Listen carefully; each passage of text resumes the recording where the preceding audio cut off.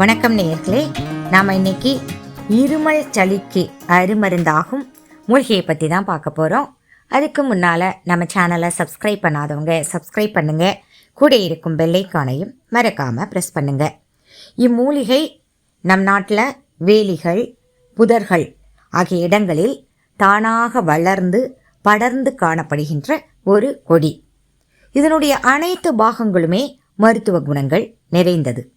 இதனுடைய இலைகள் சொரசொரப்பாகவும் இளம் பச்சை நிறத்திலும் இருக்கும்.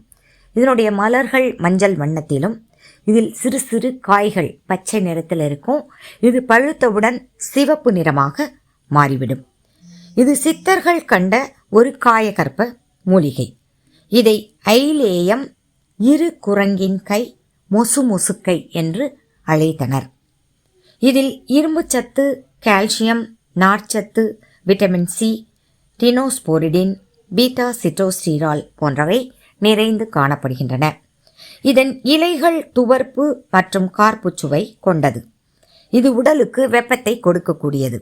இது நீண்ட நாட்களாக உள்ள சளி, இருமல், காய்ச்சல், தும்மல், நுரையீரல் சளி, சுவாச பாதையில் உள்ள சளி, சைனஸ் பிரச்சனைகள், மூக்கடைப்பு, குரட்டை, ஆஸ்துமா, காசநோய், சளியினால் உண்டாகும் வலிகள், இரைப்பை கோளாறுகள், பசியின்மை, நாக்கு ருசியின்மை போன்றவற்றை குணமாக்கும். இதற்கு உயர் இரத்த அழுத்தத்தை சமநிலைப்படுத்தும் பண்பு, கல்லீரலை பாதுகாக்கும் பண்பு, அதிக இரத்த சர்க்கரையின் அளவை குறைக்கும் பண்பு மற்றும் நோய் எதிர்ப்பு சக்தியை அதிகரிக்கும் பண்பு ஆகிய பண்புகள் உண்டு. இதனுடைய வேர் கசாயம் நஞ்சை முறிக்கும் தன்மை கொண்டது.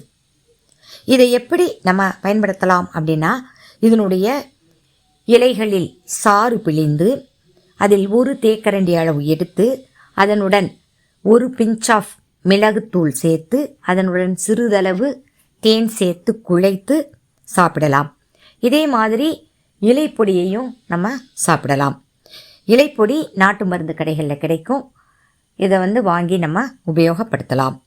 இதனுடைய இலைகளை நெய் சேர்த்து வதக்கி அடை, தோசை, சப்பாத்தி ஆகிய மாவுடன் கலந்து தயாரித்து நம்ம சாப்பிடலாம். இதில் பருப்பு சேர்த்து கூட்டு, ரசம் போன்றவை செய்து நெய் விட்டு தாளித்து உணவில் சேர்த்து கொள்ளலாம்.